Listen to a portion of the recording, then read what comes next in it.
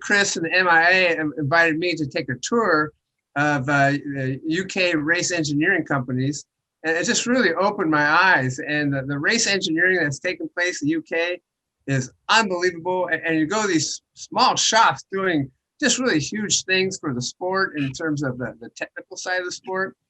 And then you think about it and you start tracing back some of the masterful things that the UK engineering companies can do.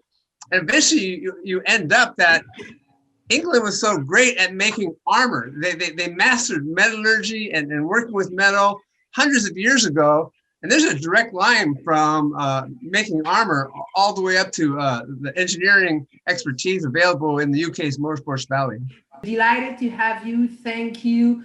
As John mentioned, we have a 20-something years history together. Nobody does a better job than you at getting people together, exchange, interact. You're the master of getting people together in a place, engaging with them. I remember every time you start says you have business card in your pockets. Don't leave them in. Give them around. But not that many people do that. You're the king of that. So we're delighted.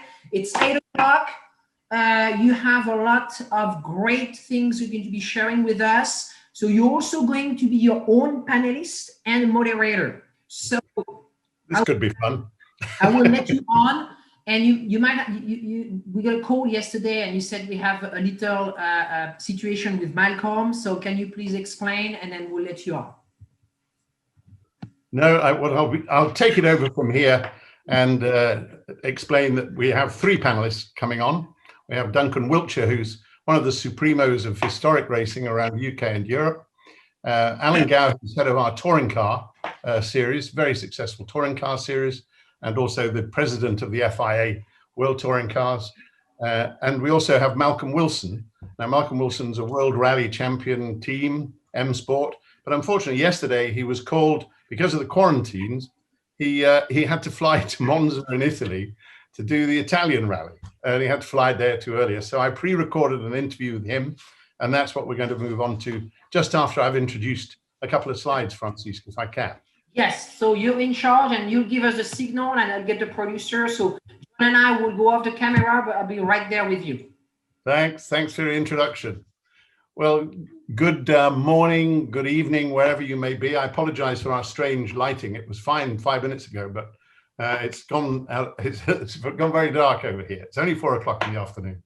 But what I want to just start off by talking about is the subject here is about this strange region that we call Motorsport Valley in the UK and why it's so special and what connection it has with the USA. John Kilroy very kindly remembers some of the words that I've used in the past. We can, to some degree, link our motorsport success to the 2 world wars, more particularly the last one, but that's so long ago. Let's say we've moved on from them. There is a tremendous parallel between the USA and the UK motorsport. Over the years, the same kind of evolution, but you guys started to race on ovals and you made it a kind of festival. And we, in Europe and in the UK, we enjoyed road courses. We eventually moved on to airfields because we had quite a few left after the war, some of them built by yourselves, thankfully. But we're also, our history diverges from your own because of the size of your nation, and you became a national motorsport operation. And we're such a tiny island, really small island, that it was obvious that we would have a very intense national series or ranges of races. But we reached out, obviously, to global friends. And what we've obviously done as a small island, we trade with the world. So we would reach out to the world with our version of motorsport. And directly and indirectly with our friends in France and in Italy, that led to the founding of Formula One. The first race in the world was held in 1950 here and in the UK at Silverstone. And of course, if you think about 1950, this is post-war. There was a great need for entertainment. People really loved the idea of cars hurtling around racetracks. And so it really caught the imagination of a very depressed Europe and the UK. But that was the first World Championship race. And it became a major global catalyst because it was a World Championship from the very start. Under the auspices of the FIA in France, And of course, that drove it into becoming a global business. We were lucky in the UK that we had got some good manufacturers that were specialists in racing on airfields, on very smooth circuits, and not necessarily the long distance road circuits that you guys enjoyed in America too, before the war. Well, that changed. We had a major accident at Le Mans, you may know about, and there were one or two others, Mille Miglia, for example, and they banned, many of the countries banned road racing on the public roads. So they moved on to the most appropriate place, which was airfields. And we had, if you like, by then developed some specialisms. Now we're Formula One is obviously an international business. It's owned by a NASDAQ quoted organization, as you probably know, the Liberty Group, and we're grateful that they bought it. They've invested heavily in Motorsport Valley with their head office in London and an operation center in Biggin Hill, just outside, strangely in a World War II airfield. It's a matter of interest. And they've helped spread that the Formula One world is growing fast, and we're thankful for those investments.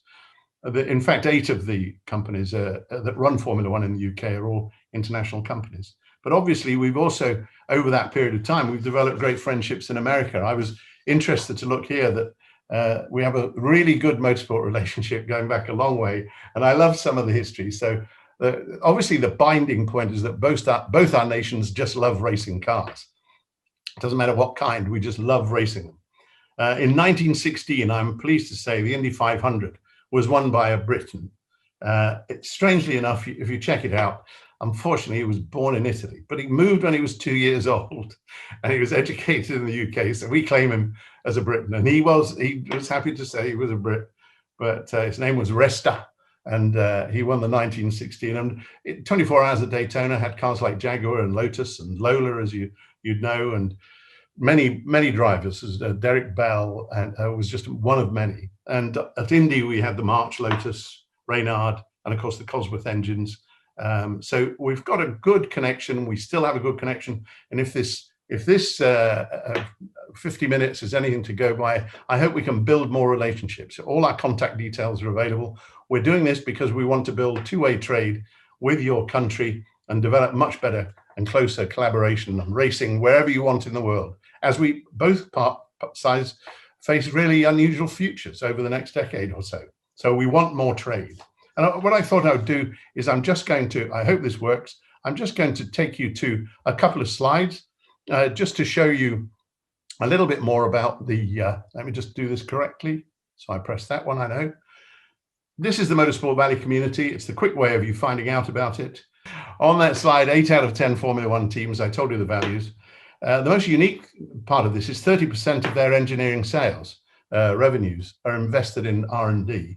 And in the UK, we get very substantial government reward for that. We get R&D tax credits, but that is twice the amount of pharmaceutical industry in the UK and 10 times that of the automotive industry. So we are, as you all know in motorsport, we are heavily invested in ongoing development. You can see that we have over $13 billion worth of annual revenues, 4,500 businesses, and 20,000 highly skilled engineers. Most importantly, in the bottom right-hand corner, the majority of our companies go around the world and they export their talent. So if I show you the next one, I just wanted to put this is the English map, not the whole UK. And just to give you a scale, that was why I put it on here. We're 300 miles from west to east and north to south. Now, to you guys, that's kind of a local drive. To us, that seems like another world. In fact, way up in the top left corner, you'll see a purple dot. That is where M Sport, the World Rally team, who you'll just be hearing from, that's their base. And way down in the south is where McLaren is based. You can see there's a group of Formula One folk, obviously, all collected together in that crescent shape. And that's the heart of Motorsport Valley, which is where I'm talking to you from. I wanted you to see the scale. It's the whole of the UK is Alabama, about the size of Alabama, and England is a very small part of that. But it shows how easy it is to get around. And in fact, the proximity of the companies means that we can answer questions, deal with collaborations, supply one another very, very quickly. So that was only to give you a background to the two, if you like, two infographics. One is the scale and the location, and one is the volumes. And now what I'd like to do, because my friend Malcolm Wilson, who runs one of the most successful World Rally teams for many years, he unfortunately was literally taken to Italy yesterday, or had to go to Italy yesterday. So we pushed this together. I apologize, it's not the greatest interview video. In fact, I look like some manic idiot out of some TV series, but try and ignore me and stop laughing at me and listen to the words of Malcolm. But first of all, I'm just going to show you how he earns his money, and then we'll go on to the other videos of the interview. So can I call up the M Sport video, please?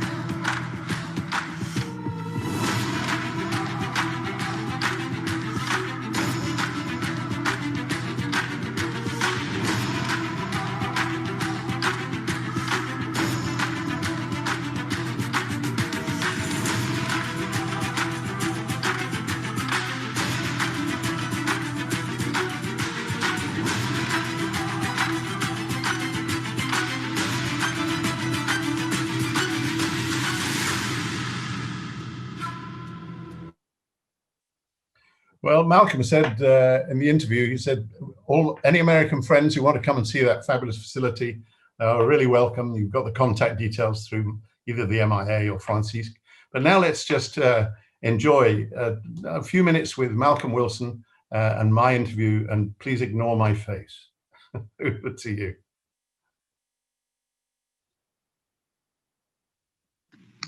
The World Rally Championship, Chris, at the end of the day, it's a series of events all around the world. Normally there's 14 events in the season. Obviously this season's been curtailed by, I think we'll end up with 6 events. But we compete on basically all the conditions that you can imagine. So we can go to Sweden with as low as -30, or we can be in Sardinia or Greece or wherever, and then it can be 40 degrees. So we've got snow, gravel, tarmac, wet tarmac. We've got all the conditions that can ever be thrown at you. So, you know, you have to have a car that's very versatile, be able to cope with all the different conditions. Is it that battle with the conditions that captures the imagination of the spectators, or is it the power? Tell us about it. I think it's a combination of everything. I mean, the conditions are a big thing, because obviously, you know, when you are competing on snow and the speeds that these guys are going, it's very spectacular. Then, you know, you've got the high speed roads of Finland on the gravel. And then, of course, you've got the tarmac rallies in Monte Carlo, the famous, you know, the famous events. But I think what's happened since FIA introduced some new technical regulations in 2017, which, to be honest, have made the cars very spectacular. And it reminds me very much of the Group B era back in the mid 80s, where, you know, the cars were really such a focal point and really exciting. And I think we're on the roadmap at the moment to creating that again. What kind of brake horsepower were those old Group B cars that were terrifying? Because you drove them, didn't you?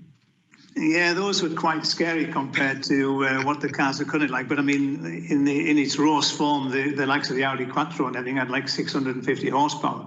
But of course, you know, you didn't have the anti-lag systems on your engine that you do nowadays. So you've got this massive kick in your back and incredible surge of power. Whereas now these current cars just deliver power like a normal road car, and they're only basically 400 horsepower, but the times are significantly quicker than what we were doing with 250 horsepower more back in the mid 80s. Is that right? But you know, in the old days, you were using that speed. The audience in America must know, how close were the spectators?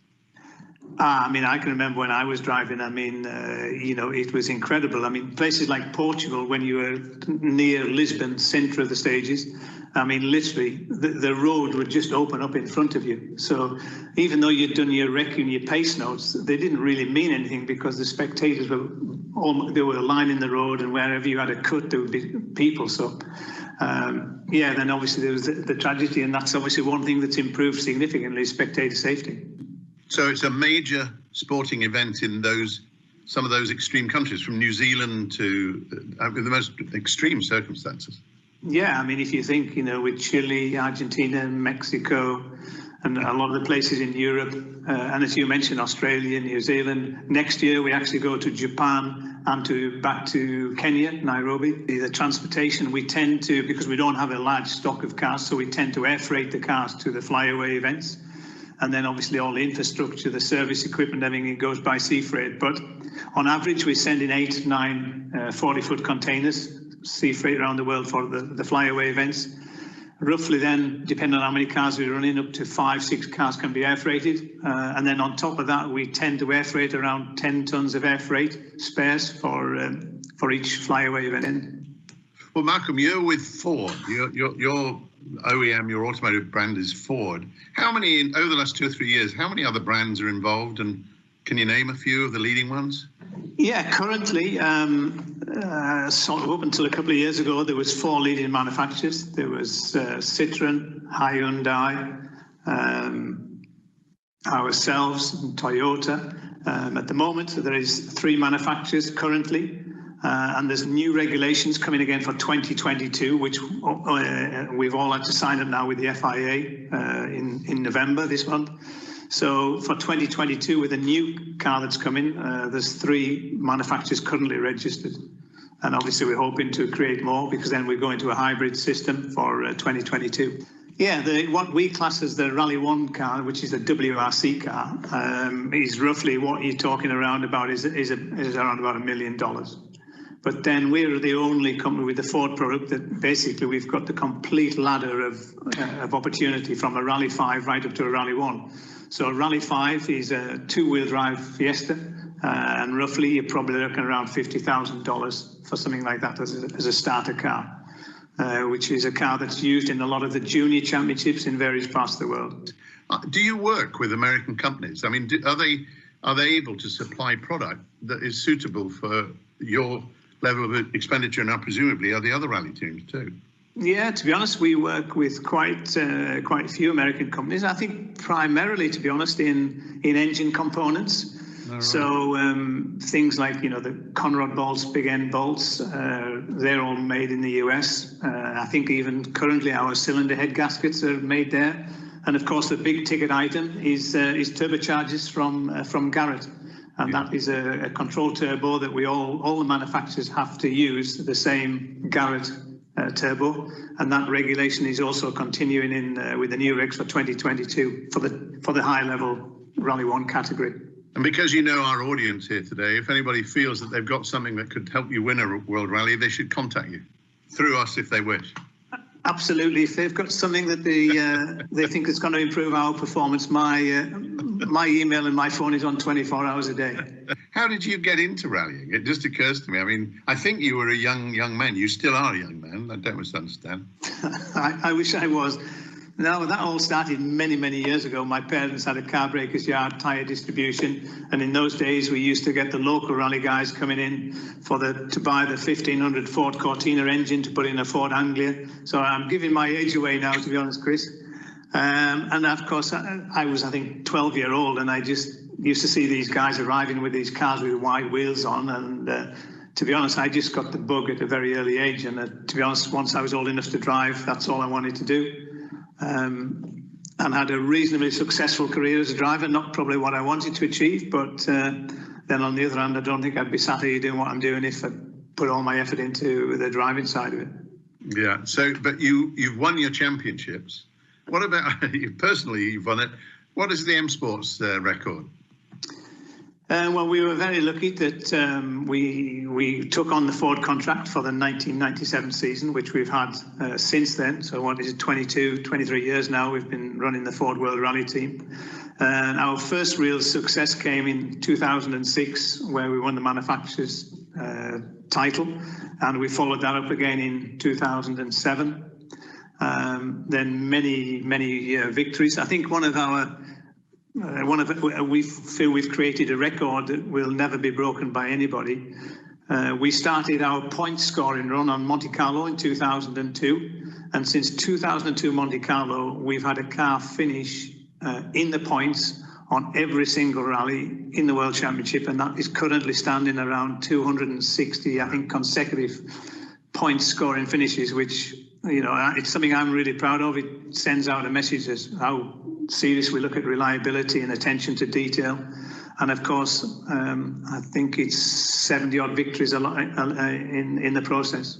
That's a darn good record. Tell me, our friends in America won't know your facilities that you've got there and how many people you employ and the size of your plant or your estate or whatever. Tell us. Okay, the place where we currently are is we moved into here in 2000. Before the start of the epidemic, we had just over 250 employees based here in Cockermouth in Cumbria. We've also got a place in Krakow in Poland, where we basically do all two-wheel drive rally product, and we employ about 60 people there. But the main base is here in Cumbria. It's set in 115 acres of land. We've just currently in the process of finalising. We've built a 2.5 kilometre test track with a new manufacturing facility which is 126,000 square feet. Along with all of machine shop fabrication facilities. I mean, we try to be as self-sufficient as we possibly can be, never be 100%, but it's always the target to try and, you know, one, it helps if you do come up with some new technology. It helps you to keep it in-house. Okay, you can never keep it a secret for long in motorsport, but if you can get that advantage for 2 or 3 events, then it's obviously very worthwhile. Let's just end with something about Motorsport Valley. I think we're very lucky, obviously, with the majority of the Formula One teams being here, and then obviously there's a massive interest in motorsport in the UK.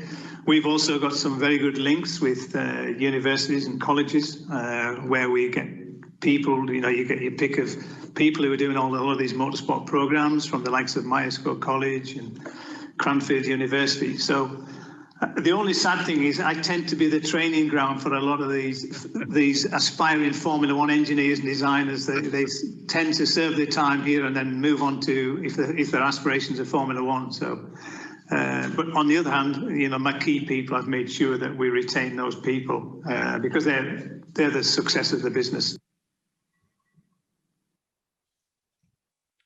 Well, thank you.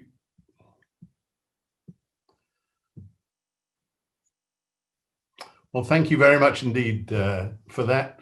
I'm afraid I think right now he's halfway to Faenza in Italy. So life's tough for a guy like that. They've moved one of the world rallies onto the race or around the racetrack there. So I'd like to just move on and introduce my other 2 guests. That was a good insight into rallying as we know it. And I know Malcolm wants to say he's going to the States to try and encourage a world rally round to take place in the United States soon. There's kind of an enthusiasm, and he would love to see the racing over there.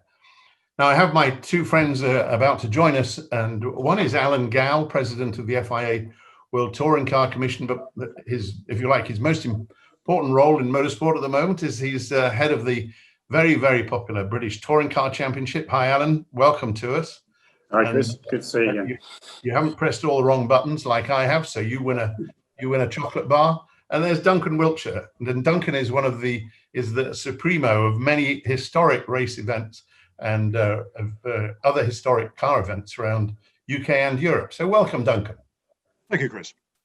And between us, we're going to answer some questions and, if you like, explain some of the successes of Motorsport Valley. And although you're both series promoters and owners, perhaps we may be able to answer some of the questions on the technical front too. Who knows? Let's have some fun together. Why don't we start with you, Alan? You know, age before beauty, all that kind of stuff. Tell us exactly what is the British Touring Car Championship? You know, where does it? It's a national series. Just explain it to our friends. Okay, the British Touring Car Championship is actually the third oldest continually running championship in the world. Only Formula One and NASCAR are older than the BTCC. We've been around since 1957. So we are, by a very long way, the biggest championship in the UK, four-wheel championship in the UK. So we have big crowds. We have big name drivers driving for us throughout the history. Just to fill you in on a bit of that history, there's been something like 43 Formula One drivers driving the BTCC over the years, and even people like Steve McQueen has driven in it. Dan Gurney, Jim Clark. Jim Clark won the championship actually back in '66, I think it was. But the BTCC is the most popular motor racing championship in the country. I don't know how else I can explain it than that. It uses saloon cars, sedan cars in American terminology, and we all use a 2-litre turbocharged engine producing around about 380 horsepower. Well, let me just thank you for that introduction, Alan. And Duncan, you can now tell us about the series, or the if you like, all the series that you're getting involved in. What exactly is the historic car landscape in the UK, and what is historic racing in the UK? Yeah, well, historic racing is a subset of the classic car world, and of course, the classic car world in the UK has really been around since the dawn of the motor car. Originally, they were just cars. As time moves on, people get nostalgic about the cars they grew up with or the cars they saw racing. We all had those pictures on the bedroom wall of the cars we'd like to own, or the drivers we'd like to have been or like to aspire to be.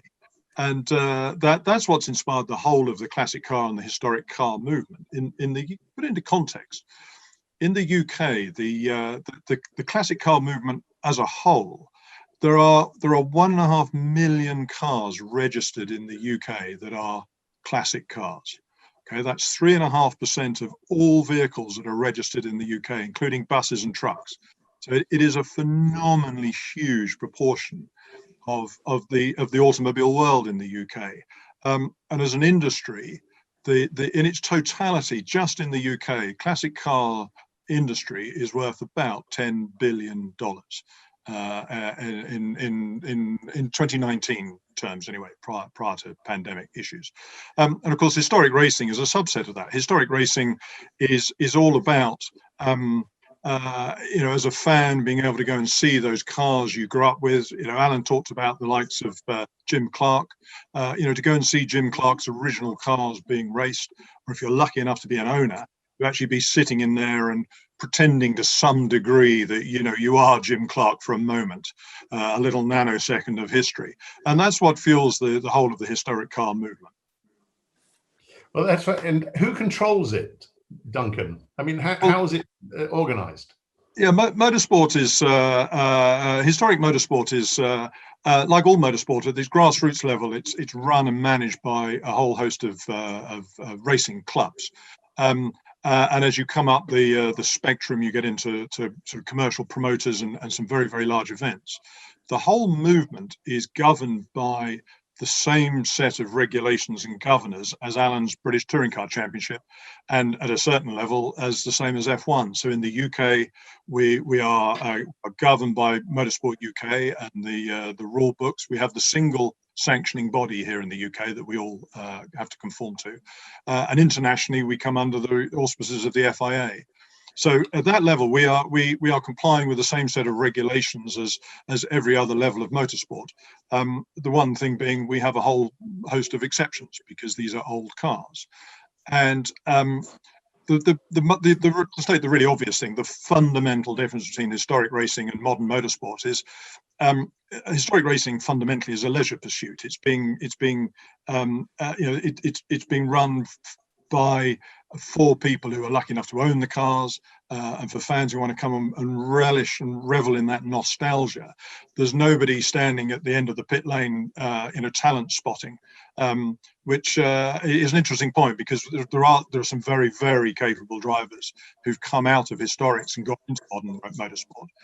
They're relatively rare, but I think it's fair to say the majority of your historic racing drivers are probably of an age where they probably missed their chance to get into top flight modern motorsport. But thanks, Doug. I tell you, Alan, I was smiling there to myself that if you have difficulty with your scrutineers and keeping all your teams, some of whom I know, as you know, personally, to stick to the rules, can you imagine what fun Duncan has? I mean, they're going to have to say, this was great in 1937. This is how the car looked. Yeah, I wouldn't be able to deal with that. I take my hat off to Duncan. I don't think I'd be able to deal with such a variances in the cars and people's interpretation of what the cars are like now compared to how they actually were. But yeah, absolute minefield. So I'll leave that side of it to him. I think that's, for an Australian, interpretation is a very charming way of saying it. I think our American friends won't understand that. But I'll tell you, Alan, just on terms of technology and specification, obviously our friends know the NASCAR world with their cars and their brands. How do you handle the technology and specification of the various manufacturers? Do you have manufacturers in your? Is it a spec series? You tell my friends a bit more about the shape. Okay, so the BTCC is a BTCC car is any car that's a largely available for sale saloon car or sedan or large hatchback type car on the market. It is not a spec series. We have 11 different makes and models on the grid. We have front wheel drive, we have rear wheel drive. You know, we have different body shapes. We have three-door saloons, three-door sedans. We have coupes. We have hatchbacks. We've even had station wagons, as our friends in America call it. So it's not a spec series as far as that's concerned. All the engines are different, but they all comply to a 2-litre turbocharged regulation. And there are some spec components within that. So pretty much like every racing series around, there are spec components. There's spec gearbox from X-Track, there's spec dampers, there's spec suspension mounts and everything else. So there are some spec components within that, but it's up to you which car you screw those components to. And what sort of job you make of it. So we don't balance those sorts of things out as far as performance goes. But how do you keep the OEM, the major brands, happy? I mean, they must run all the cars, or do they own the cars, or how do you keep them? Well, look, the manufacturers all deal in their motorsport programs in many different ways around the world. For instance, in the BTCC, the BMW factory team is run by a company called WSR on behalf of BMW UK. Long gone are the days of factories running cars out of the factory, if you like. They always contract those elements out to private teams. So we have teams undertaking those manufacturer programs for them, and of course, at least 50% of the cars on the grid are developed and built by private teams where they don't have any manufacturer input. But such is the beauty of our regulations, is that an independent team, a private team, can compete on an equal basis with a manufacturer team. And we actually saw that this year. We had a private team who built a new Infiniti, which made its debut this year and won the championship, beating the Works BMW team and the Works Honda team in a very close fight to the finish. So that tells me our rules are pretty much spot on. When a team, admittedly a well-funded, well-managed team, can build a car and compete and beat the best out there. Pretty good story. Duncan, you switching to yourself, one of the two things I want to know is just share with our friends the size of the audiences that some of the major events attract around Europe. You have limited TV coverage. Alan has fabulous TV coverage, but that's not the game, is it? It's more about the spectators who turn up and love the cars Tell us some of those amazing numbers of historic racing. I think that's a fair point, Chris. I think if you view the classic car movement in the UK as a whole, that's been around for as long as the motor car. There's been an exponential growth in the whole movement in the last 15, 20 years, and especially in historic racing. I think on the back of that, you're seeing an explosion in the value of these cars internationally. A lot of these historic racing cars are becoming the ones with real history. Anything with a Jim Clark attachment to it is worth considerable money these days. That classic car market has its own life. But I'm a great believer that what really kick-started that growth in values 10 or 15 or more years ago was the start of the explosion in the events that you could attend, either as a participant or as a spectator. And you've got to say, head and shoulders at the lead of that charge has been Goodwood and the Goodwood revival. It's been around for 20 years now. It has always been the bench setter for historic. In fact, for any event, historic motorsport, anything in the events world, Goodwood has always done it unbelievably well. Goodwood Revival has 100,000 spectators every day. That's 300,000 people. By UK standards, that's an enormous number of people. And it is a bit of a rarity in the historic world in the sense that it does have a global TV audience. And it's mighty, mighty impressive for it. But if you look at events like Silverstone Classic, happens every summer, again, they have 90 to 100,000 people across the weekend. So these are huge numbers. But the other bit that's really, really interesting with these events, particularly when you compare them against the modern motorsport world, something like Silverstone Classic will be getting on for 1,000 cars racing across a program of events. Now, there are outside of club racing, at the top levels of motorsport, there are no race events that have anything remotely close to that number of cars and competitors. If you've got 5, 6, 7, 800 cars, if you imagine most of those cars are probably two drivers, so you're talking 1,000 to 2,000 racing drivers, never mind spectators. But these events are absolutely colossal. And there's events of this magnitude going on, 2 or 3 times a month somewhere in the UK, if not in Europe. There's a parallel movement going on in mainland Europe that very much matches what's happening here in the UK. There's a great appetite for to go and explore some of those exciting continental circuits from the UK. And I have to say, there's a growing trend for guys from here wanting to go out and race their classic cars over in the States, which is great. We've had a great tradition of American drivers coming over here throughout history, and we're seeing that in historic racing. We get great support from US drivers, and there's some fantastic cross-pollination going on that basis. Yeah, full of potential, both sides, and it's all based on a great passion, which I really personally identify with.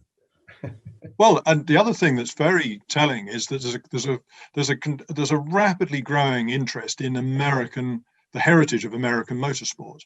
There's a big thing for Americana over here anyway, just generally. But there's a big explosion in interest in American motorsport. Things like the American Speed Fest at Brands Hatch. These are colossal meetings, and trying to take a little bit of the American style of doing things and making it work in Europe, and it's proving very popular. Yeah, somehow American muscle cars and taking tea on the lawn of Brands Hatch, it's a real problem. I always remember that. When the Formula One went to India, I was with one of the senior execs who just said, we call these the espresso coffee set. I thought, do you remember that? We serve beer. Anyway, that's Alan, I tell you what, I was just sitting here thinking the way you do arrange your rules and somehow keep the brands happy and the performers happy. How do you equalize performance? What do you do? I was thinking aloud the weather actually is quite an equalizer too. And I know you've got a video that we'll see, but how do you formally equalize performance to the satisfaction of everybody? Honestly, it's quite easy. We equalize the boost on each engine, so each engine gets airflowed and we set a boost level for each engine, and that's it. We don't touch that for the year, because we then know that all engines start the year with the same amount of horsepower, plus or minus 1%. And we don't touch that during the year, and nor can the engine builders touch the engine then. That's locked in for the year. So we know that that doesn't change. And we do spot checks along the way to make sure it doesn't change. So the engines are equalised as far as ultimate horsepower. How they get to that power figure and what sort of torque figure they use is up to them. So different engines will have different characteristics, but its ultimate performance level is monitored by us. And then the cars are all have to meet minimum weights and lengths and everything else. That's all we do. And then during the year, we have success ballast. And success ballast, the easiest way of telling people how that works is horse racing. Horse racing has success ballast, has had it since the 18th century. The more successful horses get a bit more weight on them, and that's just the way it works with us. So we have success ballast that goes on during the course of the championship to do nothing more than, you're not trying to stop a good car from winning. You just want to make sure that it wins by that much, not that much. So it's a legitimate form of making the competition as close as possible. And as I said, horse racing is a great example of that. So that's all we do. So during the course of the year, we make sure that the cars start off equally as far as power goes. We monitor that. We've got very sophisticated monitoring systems in the cars and logging systems in the cars. And then the per race success ballast kicks in and keeps it as close as it does. And as an indication of that, last year, because that was a full year, we had a shortened year this year. Last year we had all but one of those makes of cars won races. So 10 of the 11 makes of cars won races. We had 14 of the 30 drivers win races. And the race, like it did this year, the championship like it did this year, got down to the last race of the year. And in fact, 8 of the last 10 championships have got down to the last race of the year after 30 races. So it sort of looks like we've got it pretty well organised. Yeah. And to underline that, I think we've got a video which we can show. This is our last race from Brands Hatch. It was wet and getting dark. Notable for no spectators, unfortunately, because normally at our last race of the year we'd have 46,000 spectators. We had none, so it looks pretty empty.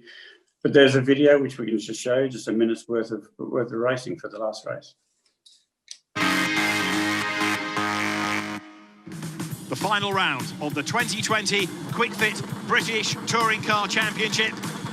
The championship to be decided. The lights go red, the lights go out. Now, who makes the best start? Let's see. Good getaway by Rory Butcher, who gets up alongside Chris Smiley on the way down towards Paddock Hill Bend for the first time. And as they dive into paddock then, this is where visibility is at a premium, grip is at a premium. Moffat has come out ahead. Now, where is Sutton in all of this? He's behind Turkington and he might lose a place or two on the run up the hill. But Rory Butcher on his toes. He's gone second. Good getaway. Camish tries to make a move on the inside of Sutton. Is he going to go through? It's crucial for him to stay in the title hunt.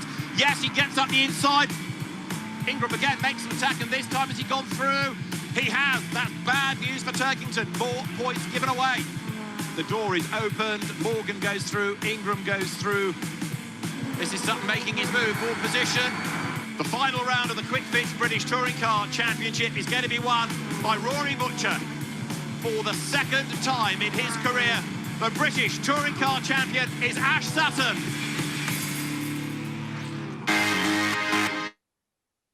And I'll finish on that by saying I've never seen a dull wet race yet, so I'd have every race in the wet if I could. But that wasn't a particularly a brilliant race as far as the closeness of the competition. They're always close. They're all, we only have short races. On a race weekend, we'll have 3 races on the Sunday. Each of them is about half an hour, 25 minutes or half an hour. So there are 3 short races in the day. And we with the success ballast and everything else, no one gets away, you know. So I think the lead you saw at the end of that race was probably the most we had all year from someone. Alan, so weather helps, you know, and the good British weather does help us during the course of the year, particularly this year because we started our season very late. We had to cancel the season and not start it until August. So so we just, you know, raced into the worst weather we could find, and the championship did well out of it. The TV figures were great because people didn't want to go outside and do anything because the weather was so awful, and the racing was fantastic. We're getting towards the end of this, and I've got a couple of questions that have come in. Any chance, this is one for you, Alan, any chance the WTCC or similar will be making it into the US at venues such as COTA? And Richard, I don't have his details, but he's in here in the chat. If you're interested in taking cars to race in the USA and vice versa, get in touch. We specialize in this. I think it's great that business is being done online, and I know that EPARTRADE will help us put that together. But WTCC, look, in my position as president of the FIA Touring Car Commission, the WTCC falls under me. We did have WTC races in the States at Sonoma for a couple of years, but yes, certainly North America's, you know, is very much on the horizon. And when the world becomes a little bit more normal, I'm sure that we'll be looking at getting back in there again. there's another person called Noah, and he asks, how do we anticipate the R&D volume that's spent on motorsport to change as Brexit progresses? Well, we didn't get away with no one mentioning Brexit. That's a shame. That's way above my pay grade, so I'll let you answer that one. I'll throw this in. Noah, I'll just tell you the one thing that we've got to our benefit tonight to try and hit the time is we don't know the outcome of Brexit. So whatever I tell you would be pointless. We are waiting on politicians to tell us whether it's absolutely a disaster or really great. And I would say we'll learn just before the new year bell goes. But I don't see any change in the R&D volume that is needed when you go racing. You only win races, modern races, if you spend a lot of money on the development, and that will continue. In the UK, we get a substantial tax credit. If anything, I see that going up, and that's to benefit motorsport. So I think it'll go up. It'll certainly hold. And with the 2030 decision to get rid of the internal combustion engine, boy, are there going to be some development projects in the meantime. Duncan, I think I have to close shortly, but I would just say, with as far as you're concerned, do tell me, is this sport growing because it's of family interest or because of the driver interest? You said something very interesting earlier to me, that actually families are now enjoying this. I think that's very important. You've got to remember that historic racing is a lifestyle choice. I said earlier, nobody's going to sign you up for an F1 seat at the end of the pit lane. It's a lifestyle choice. It's a leisure pursuit. And yes, motor racing is a selfish thing to do, but what happens outside of the car is a much bigger chunk of the weekend than what the bit of time you're actually spending in it. So looking after everybody. But also there's a real vogue for longer races, a real interest in longer races, 2-3 driver races. And something we found over the years that is just fabulous, the idea of, husbands and wives racing together, or fathers and sons, fathers and daughters as a team, is something really, really special.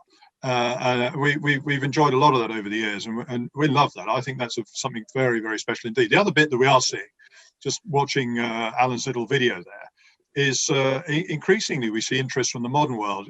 Rory Butcher, you've just seen there winning that race in the wet in Brands Hatch, was racing a 50 sports car with us at Thruxton in the middle of August. And we see a bit of that, and that's fantastic. That's that, to me, that means historic's coming of age a little bit. We're recognised more, but a little bit of respect goes both ways. I think that's wonders. Duncan, let me say there's a question for you. I love having these questions, and you're not going to blame me. For Duncan, the future of historic motorsport with the advent of clean energy. Bernard in Dublin. That's a nice lightweight thing. You've got 30 seconds to answer. So how many days we got? I mean, it's a bit like Brexit. We don't know the answer yet. It is worryingly in the hands of the politicians, which is never a great place to leave these things. I mean, we'll keep doing what we can do as long as possible. I would love to see synthetic fuel being taken seriously and massive investment in that, because selfishly, I think for the historic world, there's a future in that. But as you say, there's probably a whole day of talking to talk about clean energy. Yeah, and we're doing that in February, but that's the sales pitch. We run a conference in February on energy efficient motorsport. But I know we've run out of time, and I know Francisco or John will, as they used to do in the old days, you put a hook around our necks and take it off. But it's been a real pleasure, Duncan and Alan, and to all our friends in America. Remember where the MIA is, stay in touch with us, and we'd love to build two-way trade. Thank you. What a fascinating session. Chris, thank you for figuring out, like when we got the call Monday night, says, I got a call, it's urgent, call me back. That was Chris Elliott. I was like, oh boy. And so we have a situation with Malcolm. There is no way we can go around it. You put it together, you recorded that. It was so smooth. So thank you. That was a great way of keeping Malcolm involved in this panel, because that was very important. I wanted rally to be represented. I grew up in the center of France. I used to steal my car's dad at night. My hero was Harry Vatanen, so rally is in my DNA. I didn't become a rally driver, neither a Formula 1 driver like every kid's dreamed of in Europe. But that basically, after that, my whole life has been in motorsports. So we're delighted to have you. Alan, a big fan of you. I see you every year in January at the Autosport Show at the House of Lords in the summer that Chris and Fiona organize. You run this series so magnificently. I'm a big fan of Matt Neal. He's a friend of us, great ambassador of the sport. PTCC is such a strong series. I mean, keep up the great work, Alan. You are one of those promoters out there. I thought it was very important to have you on. Duncan, thank you very much for being with us. Historic racing is such a huge market, and we've been talking, in the last 2 days about the youth, people coming in the sport, but also, the older guys that, are wealthy and kind of want to buy the cars that they were dreaming when they were younger. And Stan 21, who was on our panel yesterday on Monday on safety, he has a great way of describing the sport. He says, the gentleman drivers are the one that, we make a living because of them. They are the one, buying the equipment and the good helmets and the good racing suits and all that stuff. And because they have families, they have jobs and they can't mess around. So this is very important what you do. And then Chris, you're such a great ambassador of the industry. Thank you. And I'm going to pass on to John Kilroy, who can say things in a much more elegant way and a much more sophisticated way than I. And so John, on to you. I know you wanted to say a lot of things here. Yes, well, I just really appreciate the engineering expertise that we found over and over again in the UK. And then if there's a race engine builder out there who wants to shop race technology in the UK, if there's professional race teams who want to shop technology in the UK, contact the MIA, talk to Chris Elliott. He can help you set up an agenda. When Francisco and I go over there, we try to meet with at least 2 companies in the morning, 2 companies at night, and then we try in the afternoon. We try not to crash into anybody in the lovely roads of the UK. We always have what we call an oh shit moment, where we drive out of a company after having intense dialogue and we go right into oncoming traffic. So we've been safe so far, but yeah, contact Chris, and I advise you, go over there and check out some of the wonderful companies, both big and small. That is a true story every year, because when you get on the wrong side of the road and you're on the highway, there's no problem. M1, M40, you get out of Heathrow, you're in the wrong way, but everybody's in the wrong way. It's no problem for us. is when you exit the small little road and you go visit the SPA or the Lifeline or the AP or all the great guys, Extract, etc. You get out of little road and like, oh shit. Francis, every year. Francis, let me just tell you that I understand one of the major points of Brexit was that our Prime Minister said, when you guys drive on the right-hand side of the road, you can fish anywhere you like in our waters. And they just said, hell with that. We'll stick with our time. Brexit simplified.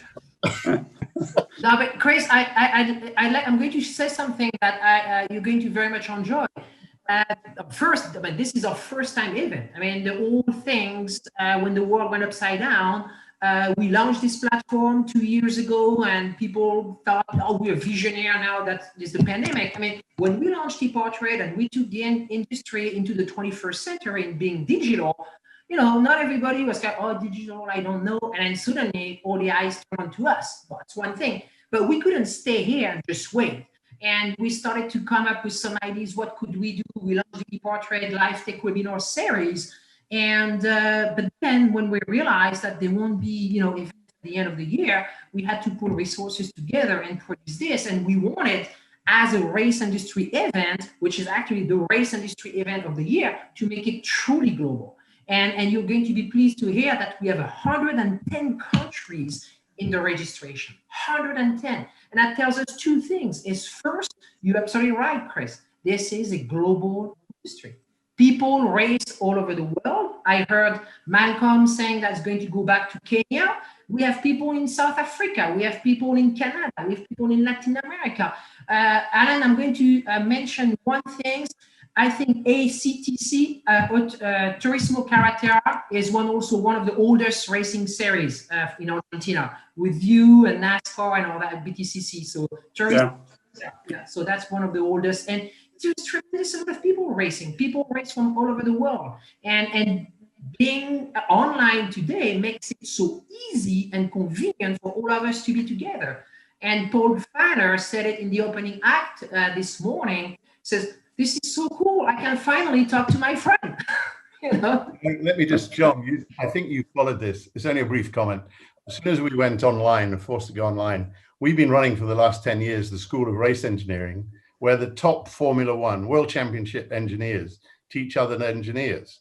They're the tutors. They've got to have won a championship last year to tutor at our school, because who wants to listen to an old guy with a white beard who used to do it this way? I want to talk to the guy who won a championship last year. We went global with that, and we every time we run a school, and we run them every 2 or 3 weeks, School of Race Engineering, we get Peru, New Zealand, Fiji, Japan. I have no idea what they're going to do with the technology of Formula One in Fiji, but there's a guy there fully prepared, ready to. But the idea was suddenly the knowledge explosion around the world to learn from the best. And it's been a great success. School of Race Engineering, it's our only product. Thanks for having us.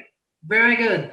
And thank you very much, guys. We are going to move you back as attendee. That way you can come on anytime you want. There is a wonderful panel at 12 with some series organizer, USAC, Formula D, SCORE, World of Outlaw. There is it's a full week. There's another one that's going to be interesting for you, Alan, as a producer.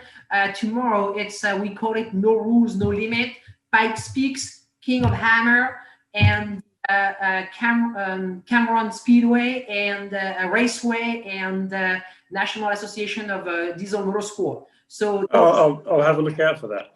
That's going to be fun. So it's 8:57 here in California. We run this by the minute. So stay with us. We are going to move you as attendee. Thank you very much for being with us. And then my pleasure. Thank you very much. In England to join. We're delighted to have you on. Thank you. Registering on EPARTRADE is easy. Fill out your name, email, phone number, and create a secure password. Next, select your business type. Choose supplier if you're looking to display products or services and connect with buyers. Choose racing business if you're looking to find new parts and connect with suppliers. Choose race team if you own or are a member of a professional racing team. Begin typing your company name. We most likely already have your company in our database, which you can select from the drop-down. Then, enter your job title. Choose Claim Company if you'll be editing your company profile. Other members of your company can choose Join Company if they'd like to use EPARTRADE as well. You can view and agree to our terms of use here. If you'd like to receive our weekly newsletter, choose Accept. Click Register Now, and your registration will be submitted for approval. You'll need to confirm your email once it goes through. To keep our platform industry only, you'll be approved shortly after. If we require additional proof of business, we'll reach out. Welcome to EPARTRADE.